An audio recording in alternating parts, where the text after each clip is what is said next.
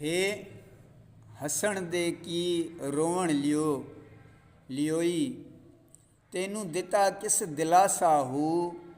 उमर बंदी दी इवें विहाणी जिवें पानी विच पताशा हो। सोड़ी असामी सट घते सन पलट न सकसी पासा हो। तैथू साहब लेखा मंगसी बाहू रती घट नमासा हो। तर्जुमो, ऐ इंसान तू आख़िरत जी राहत ऐं ख़ुशी ॾेई उन जे एवज़ रोइण वरितो, तोखे इहो दिलासो कंहिं ॾिनो? इंसान जी उमिरि ईअं गुज़री वञे थी जीअं पाणीअ में पताशो हल थी वञे थो। उहो वक़्तु परे न आहे जॾहिं तोखे क़बर जी सोढ़ी सामीअ में उछलाए छॾींदा, जिते तूं पासो बि वराए न सघंदे।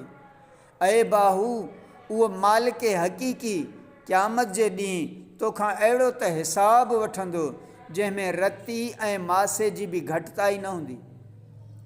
सम्झाणी आहे त हज़रत सुल्तान बाहू रहमतुल्लाह अलैह हिन बैत में जंहिं हक़ीक़त ॾांहुं इशारो करे थो सा इहा आहे त नफ़सानी ख़्वाहिशुनि में फासी पवणु या फितरती असूलनि ऐं कुदरती क़ानून जे ख़िलाफ़ ज़िंदगी बसर करणु दरअसल ग़मगीनी ऐं मायूसी वारी ज़िंदगी खे दावत ॾियण जे बराबरि आहे।